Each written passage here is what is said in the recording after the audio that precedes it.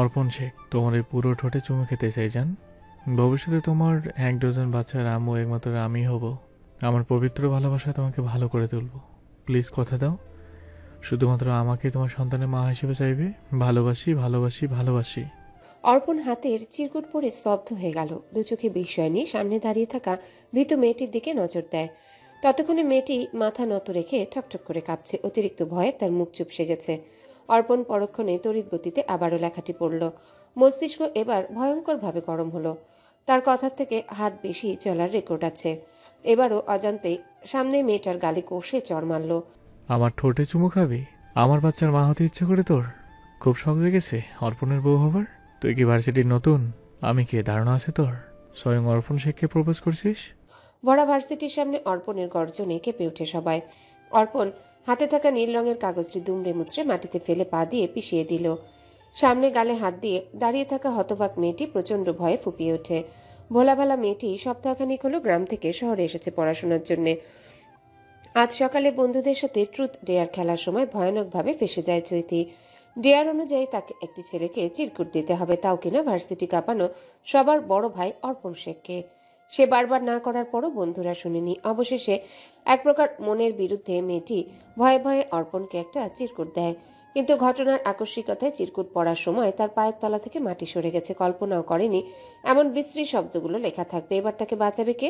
এত বড় দুঃসাহস আজ পর্যন্ত কেউ করতে পারেনি অর্পণের সাথে। একবার এখান থেকে বেঁচে ফিরুক, তার বন্ধু জিনিয়াকে দেখে নেবে।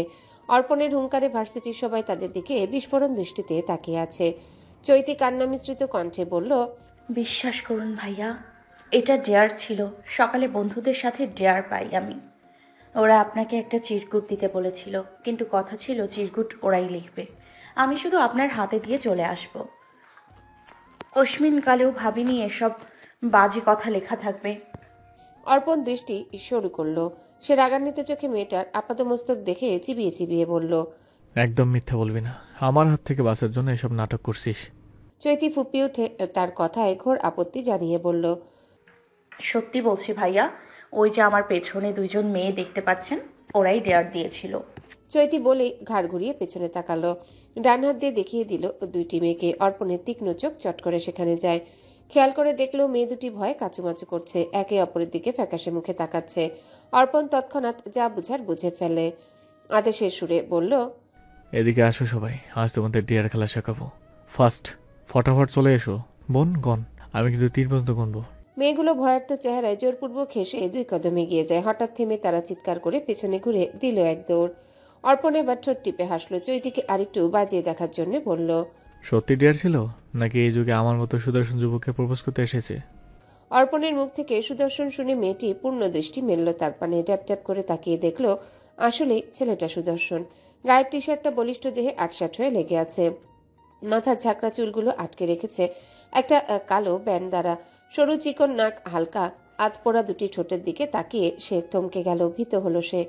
একটু আগে চরের কথা মনে পড়ে যায় তার। চৈতি কান্না মিশ্রিত কণ্ঠে বলল, 3 সত্যি ভাইয়া, দয়া করে যেতে দিন।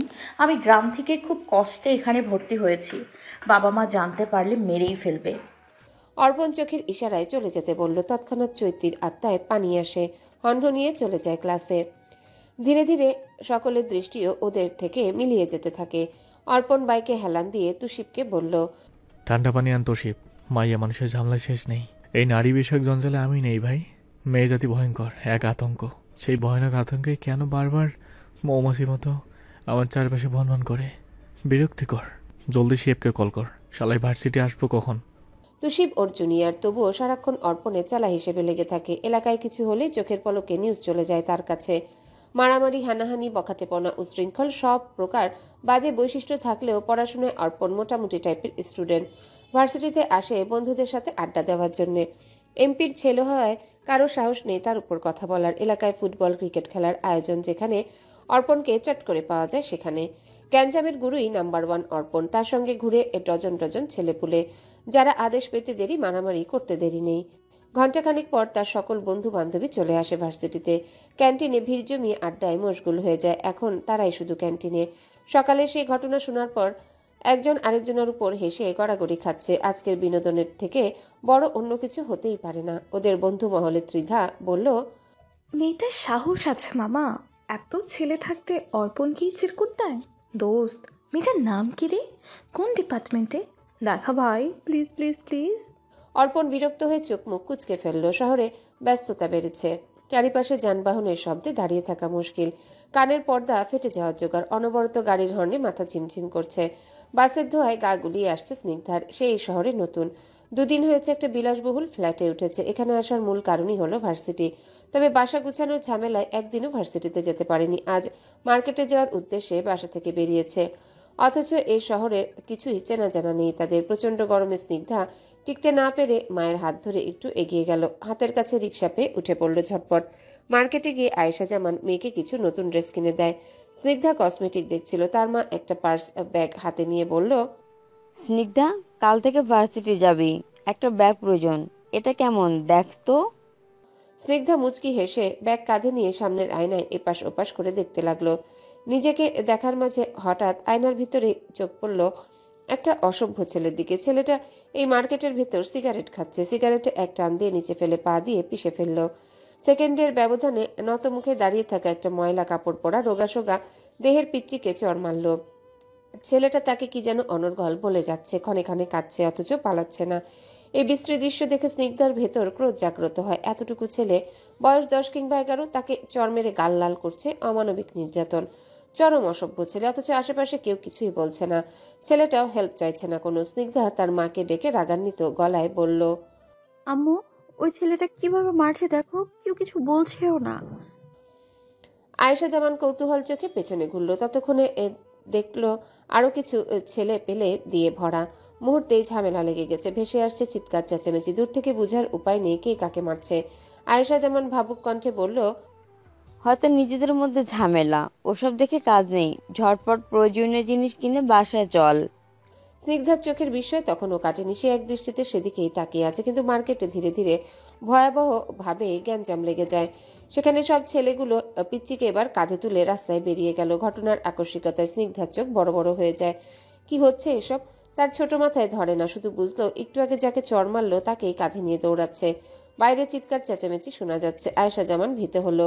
মেয়েকে নিয়ে ঝটপট পা বাড়ালো মার্কেটের বাইরে। স্নিগ্ধা সেখানে আবিষ্কার করলো মাঝ রাস্তায় 7-8টি ছেলে একটি টকবগে যুবককে দেদারসে মারছে। স্নিগ্ধা মনের ভেতর কৌতূহল লুকিয়ে রাখতে না পেরে রিকশাওয়ালা মামাকে জিজ্ঞাসা করলো। সে উত্তর দিল, ওইসব জেনে কি করবা মামা? অর্পণ সে হুটহাট কি করে ফেলে তা বুঝতে বাকি জীবন লেগে যাবে। এই ভালো এই খারাপ, সারাক্ষণ বখাটে পোনা করে বেড়ায়। মাথায় রাগ চললে জায়গা দেখে না, তৎক্ষণাৎ গ্যাঞ্জাম শুরু করে দেয়, সেটা মার্কেট হোক অথবা হসপিটাল। সে তৎক্ষণাৎ পেছনে ঘুরে তাকায়। তৎক্ষণাৎ চোখ আটকে যায় ওই অসভ্য বখাটে ছেলেটার দিকে। মাঝ রাস্তায় হাতে একটা রড নিয়ে ইচ্ছা মতো পেটাচ্ছে। ছেলেটা ব্যথায় গগন কাঁপুনি। চিৎকার করলেও কেউ এগিয়ে আসছে না। সবাই দাঁড়িয়ে দাঁড়িয়ে তাদের কাণ্ড দেখছে। মার খাওয়া ছেলেটি বারবার আকুতি মিনতি করে বলছে, অর্পণ, মইরা গেলাম অর্পণ, আর মারিস না, হাত থেকে রড ফালাই দে, থাম কইলাম, আমার ভুল হয়ে গেছে, তোর ছেলেদের মারতে নিষেধ কর। অথচ অর্পণ নির্বিকারভাবে পেটাচ্ছে। এই তেজীয় গরমে তার দেহের টি শার্ট ভিজে একাকার। চোখে মুখে হিংস্রতা, যেন মায়া বলতে কিছুই নেই মনে। উচ্চস্বরে একের পর এক গালি অশ্রাব্য ভাষা বের হচ্ছে মুখ থেকে। কপালের উপর লম্বা লম্বা ঝাঁকড়া চুলগুলো বাঁধন ছাড়া পেয়ে হেলে দুলে নেচে বেড়াচ্ছে। মাঝে মাঝে সে বাম হাত দ্বারা চুলগুলো পেছনে ঠেলে দেয়, কিন্তু ফলাফল শূন্য। সেকেন্ডেই চলে আসে কপালের চারিপাশে, ঢেকে দেয় তার গভীর দুটি চোখ। রোদে পড়ে অর্পণের মুখ লাল বর্ণ ধারণ করেছে এতক্ষণে। এক দৃষ্টিতে স্নিগ্ধা এই হিংস্র অর্পণকে দেখার মাঝে আয়েশা জামান তার বাহু ধরে সামনে ঘুরালো।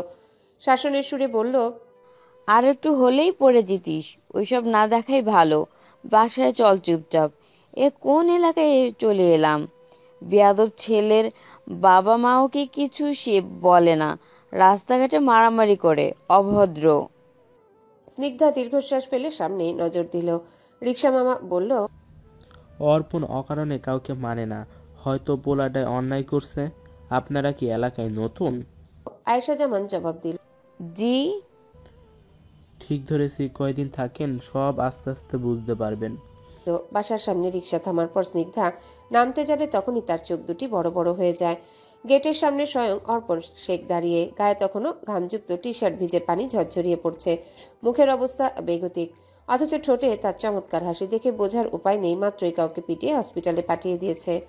অথচ ভাবটা এমন যেন সে কিছুই জানে না। তার সঙ্গে আরও একটা হ্যাংলা ছেলেকে দেখা গেল। সে মনোযোগ সহকারে অর্পণের কপাল টিস্যু দিয়ে মুছে দিচ্ছে। স্নিগ্ধা নাক মুখ কুচকে বিরক্ত মুখে দাঁড়ালো, মনে মনে বলল, বখাটে ছেলেটা এখানে কি করে? অসভ্য। আয়েশা যেমন ভাড়া দিচ্ছিল তৎক্ষণাৎই অর্পণ হঠাৎ উচ্চস্বরে বলল, এই যে ম্যাডাম, আপনার কাছে 20 টাকা ভাঙতে হবে। তার কথায় থতমত খেলো মা মেয়ে দুজনেই, কারণ সেখানে শুধু তারাই দুজন। কাকে বলেছে তা ঠাউর করতে পারল না। স্নিগ্ধা হতভম্ব হয়ে তার দিকে তাকালো। আয়েশার বিস্ময়ের মাঝেই আরেকটু চমকে দিতে সে স্নিগ্ধার সামনে দাঁড়িয়ে হেলে দুলে বলল, 20 টাকা লাগবে আমার, হবে? বিকালে শোধ করে দেব। অর্পণ কথা খেলাপ করে না। স্নিগ্ধা রেগে তাকালো। সেই রাগকে সম্পূর্ণ অগ্রাহ্য করে অর্পণ আর তুষির হুড়মুড় করে রিকশায় উঠে বসে। আয়েশার সামনে রিকশাওয়ালা মামাকে তাড়া দিয়ে বলল, আন্টির থেকে আমাদের ভাড়া রেখে দিন মামা। দ্রুত কলেজ মাঠে চলুন, ক্রিকেট খেলা আছে। আজকে ফাটিয়ে দেবো মামা, আপনাকে স্পেশাল টুকু মেয়ে চা খাওয়াবো। আয়েশা যেমন স্তব্ধ হয়ে অর্পণের আচরণে বেশ অসন্তুষ্ট হলো।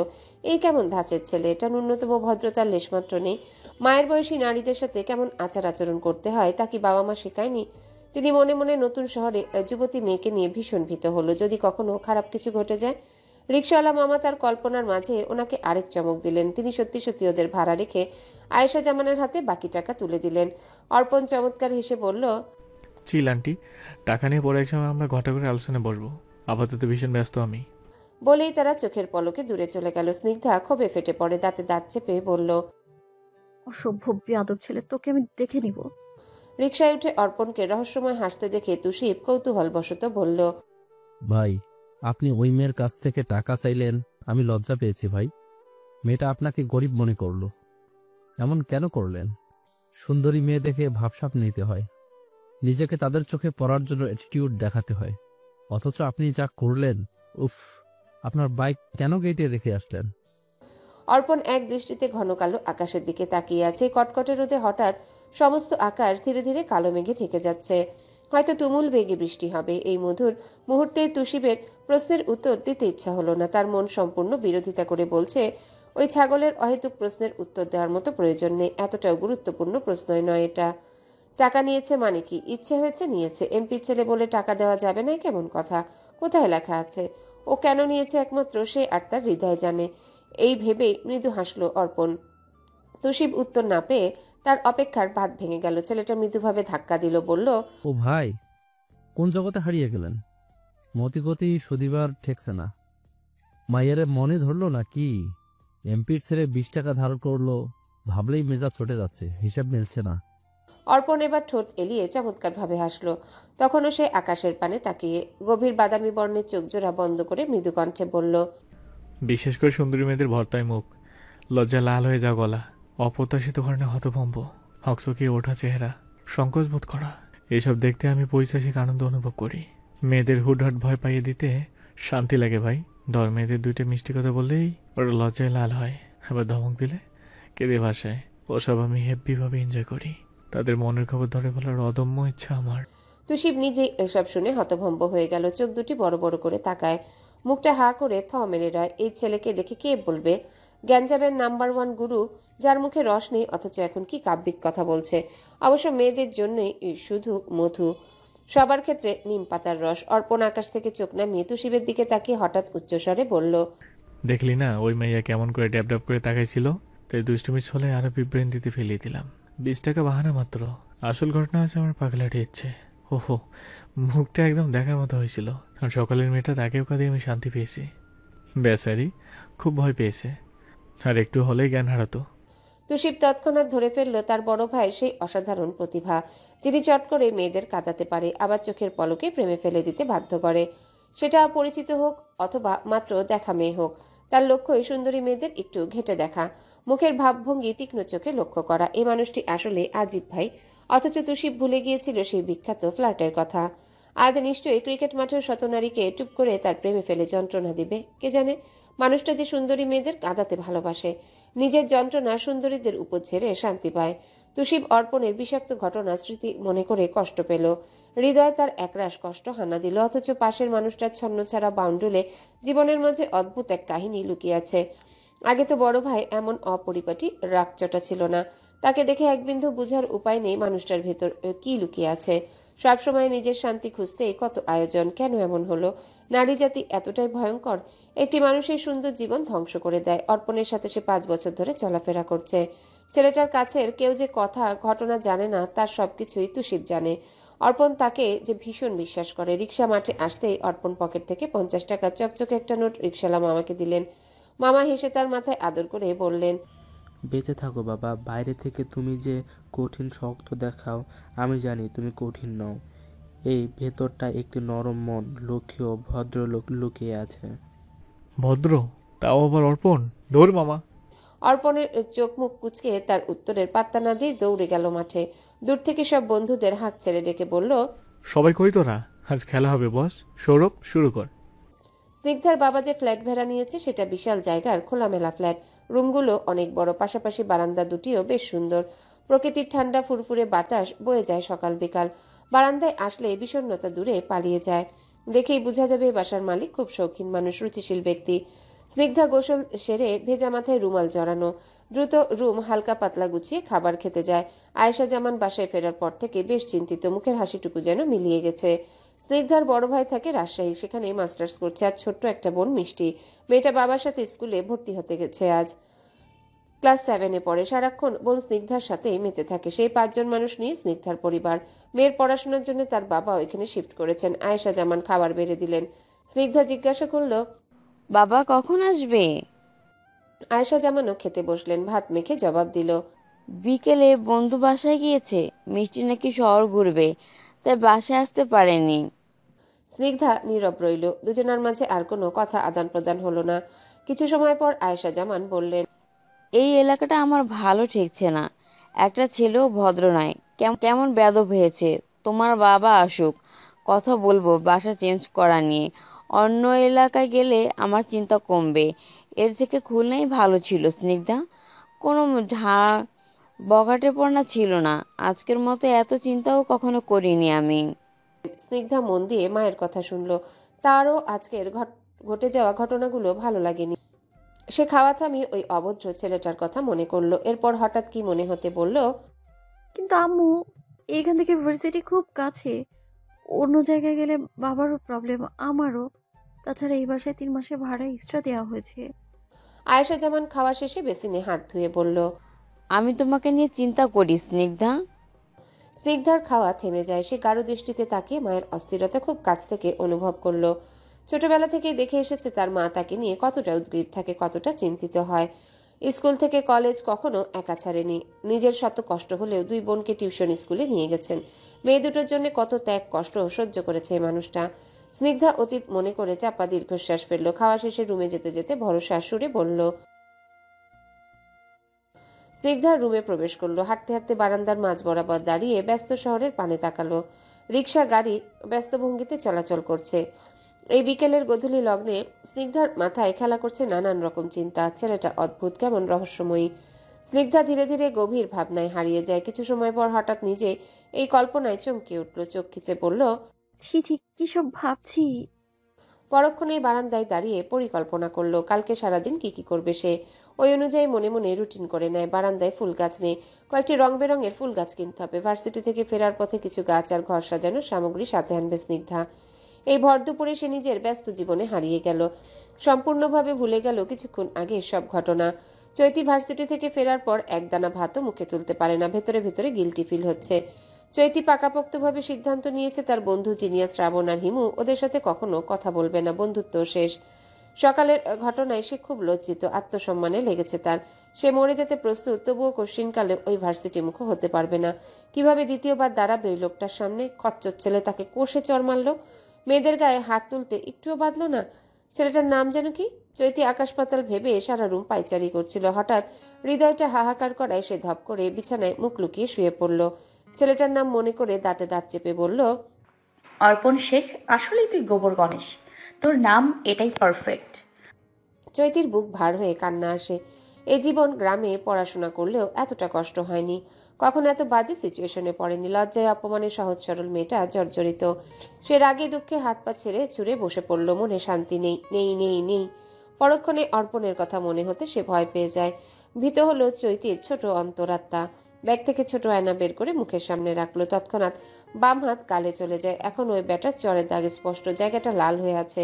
সে দীর্ঘশ্বাস ফেললো। তার হৃদয়ে কড়া নাড়ল। অর্পণ শেখ মানুষটা ভয়ঙ্কর, ভয়ঙ্কর। তার থেকে 100 হাত দূরে থাকবি। বলা তো যায় না। আর এক গালেও চড় মেরে দিল। রাতের খাবার খেয়ে পড়তে বসলো চৈতি। হঠাৎ কল আসায় বিরক্তি মুখে রিসিভ করে বলল, বলো মা। কেমন আছিস মা? হোস্টেলে থাকতে অসুবিধা হচ্ছে না? খাবার কেমন? খেতে পারিস? তোর আব্বারে পাঠাই দিমো? মায়ের গলা শুনে চৈতির সারাদিনের সকল খারাপ লাগা নিমিষেই পালিয়ে গেল। ভারী হওয়া অস্থির বুক শীতল বাতাসে ঠান্ডা হয়ে যায়। সে লম্বা শ্বাস টেনে হেসে বলল, মা আমি ভালো আছি, খাবারও ঠিকঠাক। চিন্তা করো না, তোমরা ভালো থেকো, সাইমনকে দেখে রেখো, তাই হবে। চৈতির মা আরিফা বেগম তবুও নিশ্চিন্ত হতে পারল না। মেয়েকে জিজ্ঞাসা করলো অনেক কিছু, কলেজ কেমন হয়ে লেগেছে, বন্ধুগুলো ভালো কিনা। চৈতির চোখ টলমল করে মায়ের আদুরে কথা শুনছে। কাছে থাকলে তার মা সারাক্ষণ খ্যাক করত, কর্কশ গলায় কথা বলতো। এসবের মাঝে যে ভালোবাসা লুকিয়েছিল সেটা আরিফা বেগম প্রকাশ করতো না। অথচ মাত্র কয়েকদিন দূরে চলে আসায় কেমন পাগলের মতো আচরণ করছে। মেয়েকে ছাড়া তিনি যে একা। এই প্রথম চৈতি পরিবার ছেড়ে দূরে একা একা থাকতে এসেছে। কখনো মা তাকে একা ছাড়েনি। সে কল রেখে দেওয়ার সময় চৈতির মা তাড়াহুড়ো করে বলল, চৈতি, টাকা লাগলে জানাবি, কষ্ট করবি না। আমি যতদিন বাইচে আছি যেমনে হোক টাকা পাঠাই দিমু।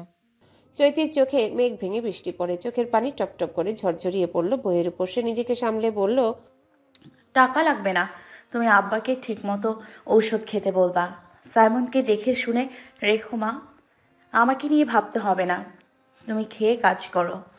চৈতি ফোন রেখে দেয়। তাদের ছোট্ট সংসারে একমাত্র হাল ধরেছে তার বাবা। মেয়ে স্বপ্ন পূরণের জন্য দূরে ভর্তি করিয়েছে খুব কষ্টে। এই বাবার মূল্য কিভাবে শোধ করবে সে? সকালের ওই বাজে ঘটনা পালিয়ে গেল চট করে চৈতির মাথা থেকে। শুধু মনে পড়লো পড়াশোনা করতে হবে, একটা ভালো চাকরি করে বাবা মা ছোট ভাইয়ের দায়িত্ব নিতে হবে। এ জীবনে ওসব ছোটখাটো বিষয় হয়েই থাকে। চৈতি পড়া শেষ করে শুয়ে শুয়ে ভাবলো অর্পণ নামক ছেলেটার সাথে আজই প্রথম ও শেষ কথোপকথন হয়েছে। ওসব স্বপ্নের মতো। ভাবলেই এই বড় হবে এই ঘটনা। তবে ভবিষ্যতে দেখা না হোক। ছেলেটা ভীষণ রাগী, আবার ভুলে যদি তার ক্ষতি করে। তাছাড়া এখানে সে একা, পরিবার ছেড়ে দূরে। সে শুনেছে অর্পণ এমপির ছেলে, ভার্সিটির কেউ ভয়ে নালিশ করতেও পারে না। তবে ছেলেটার সম্পর্কে কিছুই জানে না চৈতি। ডেয়ারে ফেসে গিয়ে ওই একটু কথোপকথন হয়েছে এই যা। কিন্তু এই গোল পৃথিবীতে কি আদৌ চৈতির সাথে অর্পণের দেখা হবে না? তাদের মাঝে কিছুই গড়ে উঠবে না? নাকি ওই খানিকের স্বপ্নের মতো ছোট্ট একটা ঘটনায় স্মৃতি বয়ে বেড়াবে আজীবন? চৈতির জীবনে এমন অপ্রত্যাশিত ঘটনা সে কখনোই ভুলতে পারবে না। সারা রাত বৃষ্টির দাপটে জম্পেশ ঘুম হয়েছে সবার, কিন্তু এই অলস সকালেও চোখ ভেঙে ঘুম আসছে। স্নিগ্ধা আজকের দিনের জন্য অনেক এক্সাইটেড, তাই অলসতা কাটিয়ে ঝটপট রেডি হয়ে বাবার সাথে বেরিয়ে গেল।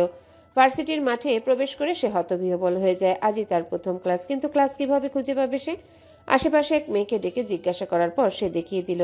তাড়াহুড়ো করে স্নিগ্ধা ক্লাসে চলে যায়। অর্পণ বটগাছের নিচে দুই হাত বুকে ভাঁজ করে বাইকে হেলান দিয়ে আছে, চোখের চশমা মাথায় রাখা, চোখ দুটি বন্ধ করে গুনগুনিয়ে গান গাইছে। পাশে তুষিবার রনি ব্যাপক ভাবসাব নিয়ে দাঁড়িয়ে। আশেপাশের যুবতী মেয়ে দেখে তুষিবের চোখ চিকচিক করে। গায়ের শার্ট পেছনে টেনে টুনে ঠিকঠাক হয়ে দাঁড়ায় অর্পণের মতো, একটু মেয়েদের অ্যাটেনশন পাওয়ার আশায়। তবুও কেন যে সুন্দরী সব মেয়ে অর্পণের চারিপাশে ভনভন করে কে জানে। বড় ভাই কি ব্ল্যাক ম্যাজিক জানে? হবে হয়তো। তাহলে আজ গভীর রাতে এই বিষয়ে আলোচনায় বসতে হবে অর্পণের সাথে। তুষিব চশমাটা নাকের ডগায় ঠেলে দিল। রনিকে খোঁচা মেরে বলল, ওই মাইয়াটা দেখ, কি ঢেউ খেলানো চুল। ওই মাইয়াটা দেখ, কি ঢেউ খেলানো চুল। রনিও শুরু করলো তুষিবের সাথে বিজ্ঞানীদের মতো যুবতীদের পর্যবেক্ষণ করা। কোন মেয়ে মারাত্মক সুন্দর, কোন মেয়ের চরিত্র কেমন, তার মুখ দেখে আন্দাজ যে বলে যাচ্ছে। তর্কাতর্কি চরম পর্যায়ে এদের মাঝে এক যুদ্ধ লেগে গেল। অর্পণের এই সুন্দর সকালে তাদের কাণ্ড কারখানা বিরক্ত লাগছে। সে হঠাৎ তুষিবের কোমরে লাথি মেরে বলল, ক্রিকেট খেলার টাকা কই? তোর ভাগের টাকা, যা সিঙ্গারা নিয়ে আয়। তুষিবের মেয়ে নিয়ে গবেষণা সেখানে ইতি ঘটে। রনিকে নিয়ে চলে যায় ক্যান্টিনে। কিছুক্ষণ পরেই হুড়মুড় করে তার দিকে ধেয়ে আসে 7খানা বন্ধুগণ। এক এক করে 7 হানাদার বাহিনী তার সামনে এসে অর্পণকে ধাক্কা দেয়। টাল সামলাতে না পেরে কয়েক পা পিছিয়ে গেল। ছেলেটা বিরক্ত হয়ে অশ্রাব্য ভাষায় গালিগালাজ করলো। পৃথার মাথায় চাপ্পড় দিয়ে বলল, বিয়ের আগে উপরে পাঠাতে চাইছিস? শিহাব মুখ বাঁকালো। প্ল্যান অনুযায়ী সবাই মিলে অর্পণের প্যান্ট আর শার্টের পকেটে দিল হামলা। অর্পণ বিরক্ত হয়ে তাদের ঠেলে দূরে সরাতে চাইল, কিন্তু এতজনের সাথে পারা সম্ভব? ওরা হৈ হৈ করে সেকেন্ডের মাঝে ভার্সিটি মাথায় তুলে। সমুদ্র ও মানিব্যাগ হাতড়ে 960 টাকা পেয়ে ভারী অসন্তুষ্ট প্রকাশ করে। হামিম পিঠে কিল মেরে বলল, মাত্র 960 টাকা দোস্ত, এই টাকায় সিনেমার টিকিট পাওয়া যাবে? ধুর ফকিন্নি অর্পণ। অর্পণ চোখ মুখ শক্ত করলো, দাঁতে দাঁত চেপে বলল, মানিব্যাগ ফেরত দে, তোর বাপ রে 1000 টাকা পাঠাইতে। সমুদ্রকে কিছু বলতে না দিয়ে পৃথা অর্পণের কাঁধে ডান হাতের কনুই ভর করলো। পা দুলিয়ে দুলিয়ে অসন্তুষ্ট কণ্ঠে বলল, কিপটে এমপির ছেলে হয়ে ফকিন্নির মতো 960 টাকা রাখিস? ছি, লজ্জায় আমাদের সবার মাথা কাটা যাচ্ছে। তুই আমাদের বন্ধু, কোথায় হাজার হাজার টাকা নিয়ে ঘুরবি? তুই ভাই ফকিন্নি রইলি। ত্রিধা ভেঙচি কাটলো। অর্পণ রাগান্বিত মুখে নিজের কাঁধ ঠেলে পৃথাকে ধাক্কা দিল। হাত বাড়িয়ে সমুদ্রের কাছ থেকে খপ করে মানিব্যাগ ছিনিয়ে নেয়, হাতের মুঠোয় রেখে বলল, আমার বাপ এমপি, আমি নই। যখন অর্পণ শেখ এমপি চেয়ারে বসবে তখন 2 টাকা রাখবে না, ডলার রাখবে মামা, ডলার। পৃথা মুখ ভেঙিয়ে বলল, কাঁচকলা রাখবি যত সব। ক্লাসে চল সবাই, কিপটে অর্পণ শুধরাবে না। তাদের কথার মাঝে তুষিব সিঙার আর ঠান্ডা পানি এনে অস্থির কণ্ঠে বলল, ভাই কালকে একটি মেয়ের কাছ থেকে 20 টাকা ধার করেছে। তৎক্ষণাৎ সকলের মুখ বেলুনের মতো চুপসে যায়। হট্টগোল গমগমে পরিবেশ মুহূর্তেই হতভাগ্য হয়ে গেল। সবাই বিস্ফোরণ দৃষ্টিতে অর্পণের দিকে তাকিয়ে, অথচ সে নির্লিপ্ত, নির্বিকার হয়ে ঠান্ডা পানি গিলছে। কিছুক্ষণ পর চিৎকার করে উঠল সবাই। সবাই একসাথে বলল, কি অর্পণ, তুই শেষমেশ ভিক্ষা করতে নেমেছিস? আঙ্কেল জানলে হার্ট অ্যাটাক করবে শিওর। অর্পণ ডোন্ট কেয়ার ভাব নিয়ে বাইকে রাখা কাঁধ ব্যাগ হাতে তুলে মাথার কোকড়া চুলগুলো পেছনে ঠেলে পা বাড়ালো ক্লাসের দিকে। তার মাঝে নেই কোনো লজ্জাল্লে, সে নির্বিঘ্নে হেঁটে চলছে সামনে। অথচ একবার পেছনে ঘুরলে দেখতে পেত 9 জোড়া চোখ তার দিকে হাঁ করে তাকিয়ে, যেন বিস্ময়ের মাত্রা এখনো কমছে না। অর্পণ সে খুটখাট নাটকীয় কোনো ঘটনা ঘটালেও এই ঘটনা তাদের কাছে নতুন, তাই হয়তো সকলের চোখে মুখে অবাকের ছোঁয়া। চৈতি রেগে মেগে বুম হয়ে ক্লাসে যাওয়ার মাঝে চোখ আটকে যায়। দূরে হেলে দুলে হেঁটে চলা অর্পণ শেখের কাছে। সিঁড়ি এক প্রকার লাফিয়ে লাফিয়ে চলছে, মাথায় ব্যান্ড থাকলেও ঝাঁকড়া চুলগুলো চারিপাশ জুড়ে নেচে নেচে বেড়াচ্ছে। তার হাঁটার তালে তালে চুলগুলো দুলছে। চৈতি সেখানেই থমকে দাঁড়ায়, নিষ্পলক চোখে তাকিয়ে হঠাৎ এক কল্পনা জগতে ডুবে যায়। তার কাছে অর্পণকে ভোরে ফুটে ওঠা সদ্য শাপলার মতো মনে হলো। সে কল্পনা করলো বাতাসের সঙ্গে শাপলা যেমন অনবরত উল্টে পাল্টে দুলে উঠে অর্পণের কোকড়া চুল ও দেহটাও লাফানোর সাথে সাথে দুলে যাচ্ছে। ক্লাস শুরু হয়েছে কিছুক্ষণ আগে। চৈতি ভার্সিটিতে প্রবেশ করার পর থেকেই সবাই কেমন কুদৃষ্টিতে তাকিয়েছিল, নিজেদের মধ্যে বলা বলি করেছে যেন চৈতি কোনো সার্কাস দেখিয়েছে কাল। অবশ্য ওটা কোন অংশে কম। সেই থেকে রেগে বোম হয়ে সবাইকে ছেড়ে আজ একা একাই পেছনে বসেছে। জিনিয়া শ্রাবণ সকাল থেকে চিন্তিত ছিল। চৈতির ভেতরের খচখচানি একটু হলেও অনুভব করতে পারছে ওরা, কারণ এই কয়েকদিনে খুব ভালো বন্ধু হয়েছে 4 জন। চৈতি ভীষণ সরল ও ভদ্র মেয়ে, সকলের সঙ্গে নিমিশে মিশে যেতে পারে, মুখে কোনো বিরক্তি লেগে নেই। এমন মেয়েকে বন্ধু হিসেবে পেতে কে না চায়। ক্লাস শেষে শ্রাবণ ব্যাগ নিয়ে দৌড়ে গেল চৈতির পাশের চেয়ারে।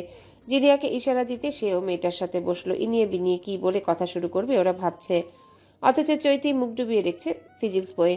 আশেপাশে সবটাই তার ষষ্ঠ ইন্দ্রিয় জানান দিচ্ছে, কিন্তু ও ইচ্ছে করে চুপচাপ রইল। সে জানে কয়েক সেকেন্ড পরে তার কাছে ঘ্যান ঘ্যান করবে ফাজিল দুটো। সকাল থেকে সুযোগ ছিল কখন চৈতি আসবে। প্রতিদিন সবার আগে উপস্থিত থাকলেও আজ স্যারের সাথে সাথে ক্লাসে ঢুকেছে চৈতি। শ্রাবণের কথা শুনে জিনিয়া চৈতির দিকে তাকিয়ে হালকা ঢোক গিলল। মতিগতি বোঝা যাচ্ছে না, ভয়াবহ ঝড়ের আভাস। হয়তো আসলে রেগে ফুলে আছে। শ্রাবণ চোখের ইশারায় জিনিয়াকে উদ্দেশ্য করে চৈতিকে শুনিয়ে শুনিয়ে বলল, চৈত্র থেকে শ্রাবণ মাস 1000 গুণ ভালো, সবাইকে বাসিয়ে রাখে জলে। হুটহাট বৃষ্টি নেমে সব তেজ ঠান্ডা করে দেয়। আগুনের পানি ঢালা যাকে বলে, সব রাগ জাজ নিমিষই শেষ। কি বলিস জিনিয়া, ঠিক বলিনি? চৈত্রের জন্য শ্রাবণী একদম পারফেক্ট। বৃষ্টি পর যেমন রোদ প্রয়োজন, তেমনি তীব্র খরার পর এক পশলা বৃষ্টি, একে অপরের পরিপূরক। চৈত্র আর শ্রাবণ দারুণ দারুণ। হ্যাঁ ঠিক ঠিক, এত গভীরে তো ভেবে দেখিনি। চৈতি বইয়ের দিকে মুখ রেখে ভেতরে ভেতরে রাগে ফুঁসছে। কি থেকে কি বানালো ওই অসভ্য! ছি, শ্রাবণ খচ্চর। সে নাকি তাকে ঠান্ডা করবে। আয় তবে, কালকের কথা সব মনে আছে, কিভাবে সব কয়টা বিপদে ফেলে পালালো। এদের মতো মানুষকে কেউ বেস্ট ফ্রেন্ড বলে? শ্রাবণ উত্তর না পেয়ে গলা খাকড়ে দিল। চৈতির বই ছিনিয়ে নিয়ে বলল, সরি চৈত্র, বেঁচে থাকতে ওইসব ডেয়ার খেলবো না, পুতুল পুতুল খেলবো। ওইসব বড়দের খেলা, ডেকে এনে বিপদে পড়া যাকে বলে। আমরা ছোট মানুষ, আজ থেকে পুতুল খেলবো, ওকে ডেয়ার? চৈতি রক্তলাল চোখে শ্রাবণের দিকে তাকালো, দাঁতে দাঁত চেপে বলল, হাঁদারাম কোথাকার, তুই খেল পুতুল, ছানা পোনা বিয়ে দিয়ে উদ্ধার কর। ওকে, তবু শান্ত হ।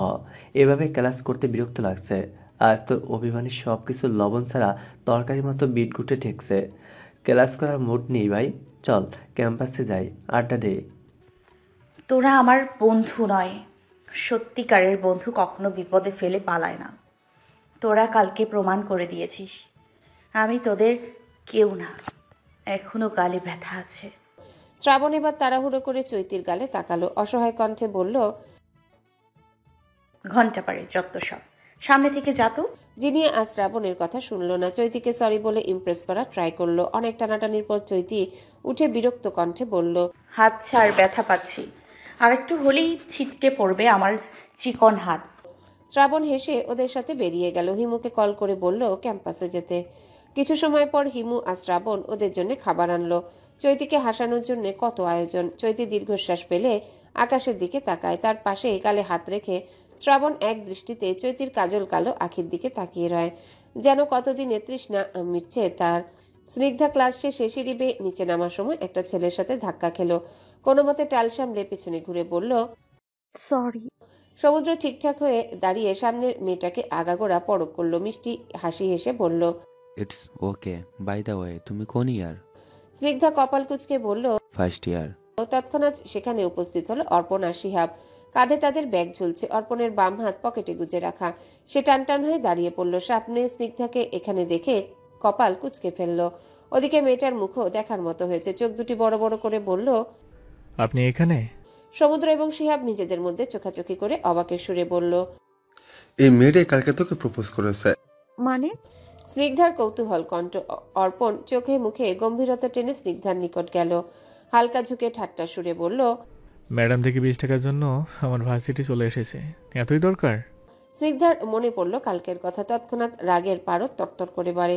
এই বেয়াদব তাকে অপমান করছে। সে কখন টাকার কথা বলেছে? তার মানে অর্পণ শেখ এই ভার্সিটিতেই পড়ে। শিট শিট, শেষে তাকেও এখানেই পড়তে হলো। স্নিগ্ধা তার চোখে চোখ রেখে বলল, অবশ্যই দরকার। বড় কথা, আপনি বলেছিলেন কাল বিকেলের মধ্যেই টাকা ফেরত দিবেন, অথচ কথার খেলাপ করলেন আপনি। অর্পণ বাঁকা হাসলো। সমুদ্র উত্তেজিত কণ্ঠে বলল, এই মেয়ের থেকেই কাল টাকা নিয়েছিস? হাই খোদা। স্নিগ্ধা তাচ্ছিল্য হাসলো, দাঁতে দাঁত শক্ত করে বলল, অবশ্যই আপনার থেকে কি বা আশা করা যায়?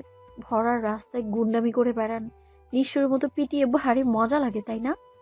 শিহাব এবং সমুদ্র হতভম্ব। এই মেয়ে দেখি সবই জানে। কে এই মেয়ে? অর্পণের পানে ওরা বিস্ময় নিয়ে তাকালো। অর্পণ ভ্রু কুচকে তাকে সম্পূর্ণ এড়িয়ে সিঁড়ি বেয়ে উপরে উঠতে উঠতে বলল, সুন্দরী দেখছি সবই নজর রেখে, ইন্টারেস্টিং। সমুদ্র আর শিহাবকে উচ্চস্বরে ডেকে ফের স্নিগ্ধার উদ্দেশ্যে বলল, তোমাকে খুব পেটাতে ইচ্ছা করছে জুনিয়র, আমার কিন্তু সময় লাগবে না। সুন্দরী মেয়েদের মুখের ভাষা এমন অভদ্র হতে নেই। তারা লজ্জায় নরম কণ্ঠে কথা বলবে, চোখ মুখে ভয় পাবে এক আকাশ মুগ্ধতা। আপনি বুঝি খুব ভদ্র? অর্পণ তীক্ষ্ণ চোখে এক নজর তাকিয়ে চোখ দিয়ে তাকে শাসিয়ে গেল। স্নিগ্ধা তার চোখের ভাষা বুঝতে পেরে হকচকিয়ে ওঠে। এই ছেলের মাঝে কোনো গিল্টি ফিল নেই, নির্বিঘ্নে বলে যাচ্ছে, আবার হুমকি ধুমকিও দিচ্ছে। ক্লাসে বসে শিহাব কৌতূহল দমিয়ে রাখতে না পেরে অর্পণকে বলল, তুই মেয়েটার সাথে এমন করলি কেন? কাল থেকে খেয়াল করছি মেয়েটা আমার উপর বিরক্ত, রাগান্বিত। সমুদ্র খুশিতে গদগদ হয়ে বলল, ওই মেয়ের সাথে ধাক্কা খেয়ে তার প্রেমে পিছলে গেছি মামা। আমি ভালোবেসে ফেলেছি মেয়েটাকে। আজ থেকে তোর ভাবি ডাকবি ওকে। শিহাব আর অর্পণ তৎক্ষণাৎ উচ্চস্বরে হেসে উঠল। সমুদ্রের মেয়েলি রোগ বলে কথা, এটা তো হওয়ারই ছিল। চৈতির ডিপার্টমেন্টের ক্লাস শেষ আজ। ওরা চারজন ক্যান্টিনে বসে ইচ্ছেমতো আড্ডা দিচ্ছে। তাদের গল্পে ইতি টেনে হুড়মুড় করে প্রবেশ করলো অর্পণের দল। পৃথা আর পিদ্ধা দৌড়ে বসে পড়ল খালি জায়গায়। চারিপাশে বাকি বন্ধুরা। অর্পণ টেবিলে কাঁধের ব্যাগ ছুঁড়ে মেরে উচ্চস্বরে বলল, শিহাব গিটার বের কর, গান ধর শালা, হুদা মুদ্রা মজা লাগে না বাল। অর্পণের পরিচিত কণ্ঠে চৈতি জিনিয়ে ওরা নীরব হয়ে গেল। চুপচাপ কফির কাপে চুমুক দিয়ে নিজেদের পড়া বুঝে নিচ্ছিল। ত্রিধা এর মাঝে অর্পণের বাহুতে থাপ্পড় মেরে বলল, ওই মেয়েটাকে দেখা পাল। অর্পণ ফোন টিপছিল। ত্রিধার কথায় মনে পড়ল। তৎক্ষণাৎ সে অজান্তেই হেসে ওঠে। সে হাসির ঝংকার চৈতির চোখ আটকে যায়। না চাইতেও তড়িৎ গতিতে তাকালো পেছনে বসে থাকা যুবকটির দিকে। অর্পণের হাসিতে ত্রিধাও হতবাক হয়। সে কি এমন বলল যে পাগলের মতো হাসতে হবে? অর্পণ হেসে মাথা তুলে সামনে নজর দিতে চোখাচুকি হলো চৈতির সাথে। ঘোলাটে বাদামি মনির আখির মালিককে দেখে মেয়েটা লজ্জায় ঘাড় ঘুরিয়ে নেয়। শ্রাবণ জিনিয়ে আর চোখে ভয়ে ঢোক গিলতে ব্যস্ত। কালকে তো পালালো, কিন্তু আজ? মেয়েটা তোদের সামনেই বসা। শিহাব কপাল কুঁচকে সমস্ত ক্যান্টিনে পর্যবেক্ষণ করে বলল, চারপাশ কত মেয়ে, বুঝবো কিভাবে? তাকে সামনে আসতে বল। অর্পণ উঠে গভীর চোখে চৈতির দিকে এগিয়ে যায়। ভয়ে মেয়েটার বুকের ভেতরে ছোট্ট মাংসপিণ্ড লাফিয়ে উঠে। সে মুখ ঢেকে নিল বই দিয়ে। অর্পণ তার নিকট গিয়ে একদম ঝুঁকে গেল। ফিসফিস করে বলল, নাম কি মেয়ে? আজ কাকে প্রপোজ করেছো? চৈতি চোখ খিচে নেয়। লজ্জায় তার হৃৎপিণ্ড দ্রুত বেগে ঢিপ ঢিপ করছে। গলা দিয়ে কোনো কথা বেরোচ্ছে না। লোকটা আজও তাকে হেনস্থা করতে এসেছে, তাও এতগুলো মানুষের সামনে। কালকে চর মেরেও শান্তি হয়নি বুঝি? অর্পণ ফের বলল, চৈতি নাকি চুমকি? ফিজিক্স না কেমিস্ট্রি? ফার্স্ট ইয়ার না ফাইনাল ইয়ার? চৈতি চকিত মুখ থেকে বই নামিয়ে হকচকিয়ে উঠল। হতভম্বের ন্যায় ড্যাব ড্যাব করে তাকায়। দরদর করে ঘামল সে। এই ছেলে তার সব ইনফরমেশন কালেক্ট করে ফেলেছে, এবার রক্ষা? সে যা কাণ্ড করেছে তাতে এসব জানা স্বাভাবিক। অর্পণের কথায় লজ্জার পারদ দ্বিগুণ হলো তার। সে কাল ভেবেছিল ভুলেও আর দেখা হবে না, অথচ আজ হয়েই গেল। শ্রাবন্ত তাদের রেখে ভয়ে পেছন ঘুরে পালিয়েছে। অর্পণ বন্ধুদের দিকে তাকিয়ে বাঁকা হেসে বলল, মেয়ে দেখতে চলে না? এই দেখ, ঘন কালো মেঘের মতো লম্বা কেশ, গভীর চোখের তীক্ষ্ণ দৃষ্টি, ঘায়েল করা এক যুবতী। নারী জাতি সত্যি রহস্যময়ী। সবার চোখ কপালে উঠে গেল। অর্পণ ফিরে এসে টেবিল থেকে একটা কফির কাপ হাতে নিয়ে বলল, বাসায় যাচ্ছি ছাগলের দল, কাল দেখা হবে। সময়টা বিকেল। ছাদের রেলিংয়ে ঠেস দিয়ে দাঁড়িয়ে আছে স্নিগ্ধার মিষ্টি। দুজনের গায়ে একই পোশাক, কুর্তির সাথে প্যান্ট। চুলগুলো বিনুনি করে পেছনে পড়ে আছে। মিষ্টি দুহাত দুপাশে মেলে বুক ভরে শ্বাস নিল। নতুন শহরে তার বেশ লাগছে, কিন্তু কাল রাতে তার মা জানিয়েছে 3 মাস পর অন্য বাসায় উঠবে। এই এলাকা নাকি বাজে। কই মিষ্টির চোখে তো কিছু পড়ল না। সেই থেকে মেয়েটার মন খারাপ ছিল, কিন্তু ছাদে এসে মুহূর্তে হৃদয় ভরে উঠল খুশিতে। কি সুন্দর পরিপাটি ছাদ। স্নিগ্ধা ছাদের বাগানে রং বেরঙের গাছ দেখে খুশি হলো। সে হাত বাড়িয়ে প্রতিটা গাছ ছুঁয়ে দেখতে থাকে। ছাদে তারা ছাড়াও আরো 2-3 জন মানুষ আছে, হয়তো ভাড়াটিয়া। স্নিগ্ধা মিষ্টিকে বলল, আমাকে কয়টা ছবি তুলে দে। এই প্রকৃতির মাঝে ঠান্ডা বাতাসে চমৎকার ছবি উঠবে। মিষ্টিও বোনকে বলে দিল ওর ছবি তোলা শেষে তাকেও তুলে দিতে হবে। স্নিগ্ধা একটা নয়নতারা ফুল কানে গুজে ছবি তোলার জন্য রেডি হলো। বেশ কয়েকটা তোলার পর ছাদের দরজা ধাক্কা দিয়ে প্রবেশ করলো এক শক্তপোক্ত যুবক, যার গায়ে 3/4 প্যান্ট আর কালো টি শার্ট। চোখে মোটা ফ্রেমের চশমা, চুলগুলো একদম ছোট করে কাটা, যেন চিমটি কেটে ধরতে হবে। মুখের বদনখানি কঠিন, মুখে কোনো হাসির রেশ মাত্র নেই। স্নিগ্ধা কারো উপস্থিতি টের পেয়ে চট করে সামনে তাকালো। মুহূর্তে সে হতভম্ব হয়ে যায়। চোখ দুটি অস্বাভাবিক বড় হয়ে থমকে গেল মেয়েটা। চোয়াল ঝুলে পড়ার জোগাড় হয়ে মুখ থেকে অজান্তে বের হলো, অর্পণ শেখ, এ কি রূপ আপনার? ঝাঁকড়া চুল এই সময়ের ব্যবধানে গেল কই? লোকটি ভুরু কুচকে মেয়েটার পানে পূর্ণ দৃষ্টি মেলল। তৎক্ষণাৎ থমকে গেল সেও। কানে ফুল গুজে রাখায় অপসরা লাগছে রমণীকে। সে মনে মনে তাকে রাতে ঝরে পড়া শিউলির সাথে তুলনা করলো। গোলগাল মুখটা ভীষণ মায়াবী, কেমন অবাক নয়নে তাকিয়ে আছে। ছেলেটা অসভ্যের মতো এক দৃষ্টিতে তাকিয়ে রমণীকে আগাগোড়া পরখ করে এগিয়ে গেল। স্নিগ্ধার নিকট দাঁড়িয়ে হঠাৎ বলে উঠল, এবার সে নতুন উঠেছেন নাকি? আগে কখনো দেখিনি। যুবকটির হেয়ালি কথা শুনে স্নিগ্ধা যেন আকাশ থেকে পড়ল। মেয়েটা হতবাকের ন্যায় হাঁ করে 2 কদম এগিয়ে আসে। ভ্রুজোড়া ভীষণভাবে কুচকে আশ্চর্য সুরে বলল, মাথার নাটকি ঢিলে হয়ে গেছে। রাতারাতি চুল কেটেছেন, চোখে চশমার ইনোসেন্ট ফেস নিয়ে আমার সামনে আসলেই আপনি অন্য কেউ হয়ে যাবেন। দেখুন অর্পণ শেখ, এসব নাটক বন্ধ করুন। সত্যি করে বলুন, আমায় ফলো কেন করছেন? কি মতলব আপনার? সকালে ঠান্ডা মাথায় অপমান করলেন, এখন বাসা পর্যন্ত চলে এসেছেন। স্নিগ্ধার অনর্গল কথায় হকচকিয়ে উঠল সামনের যুবক। কপাল কুচকে প্রথম কথাগুলো শুনে মেজাজ চটে গেল। শেষ কথায় দীর্ঘশ্বাস ফেলল সে। তার মানে এই মেয়ের সাথেও অর্পণের দেখা হয়েছে, কথা হয়েছে, আবার ছোটখাটো ঝগড়াও। এই পৃথিবীতে কি একটাও মেয়ে নেই যার সাথে অর্পণের সাক্ষাৎ হয়নি? কথাটা ভেবে হতাশ হলো ছেলেটি। যুবকটি পূর্ণদৃষ্টি মেলে রমণীর দিকে তাকালো। মেয়েটা রাগে ফোঁসফোঁস করছে, যেন তার উত্তর শোনার জন্য ব্যাকুল হয়ে আছে। ওড়নার কোনা অনবরত পেঁচাচ্ছে আঙ্গুল দিয়ে। যুবকটি গোপনে হাসলো। নাক ফুলিয়ে থাকা মেয়েটির রাগান্বিত চোখের দিকে তাকিয়ে একটু বাজিয়ে দেখার জন্য বলল, তাই নাকি? কিন্তু জানলাম কিভাবে যে আপনি এখানে থাকেন? আপনার ওই বখাটের চেলারা নিশ্চিত খবর দিয়েছে। যুবকটি মনে মনে পেট ফাটা হাসি হেসে চুপচাপ ছাদের রেলিংয়ে ঠেস দিয়ে দাঁড়ালো। মেয়েটা কি বোকা, এখনো বুঝেনি অর্পণ ভিন্ন একটা পুরুষ। সে তীক্ষ্ণ চোখে স্নিগ্ধাকে পরখ করলো। মিষ্টি এতক্ষণ তাদের তর্ক দেখলেও এবার বোনের কানে কানে বলল, ছেলেটাকে চিনিস কিভাবে? এত সুন্দর ছেলে, বল না আপু, প্রমিস করছি আম্মু টু শব্দও জানবে না, তোর কসম। রেগে স্নিগ্ধা চোখ রাঙালো। মিষ্টি চোরা চোখে যুবকটিকে দেখে মিটিমিটি হেসে বলল, হ্যালো বন্ধুরা, পরবর্তী পার্ট খুব তাড়াতাড়ি আসবে, তো সবাই অপেক্ষায় থাকো। আর চ্যানেলটি যারা এখনো সাবস্ক্রাইব করোনি তারা পরবর্তী পার্ট দেখার জন্য চ্যানেলটি সাবস্ক্রাইব করে রেখো। ধন্যবাদ সবাইকে, আমাদের সাথেই থেকো।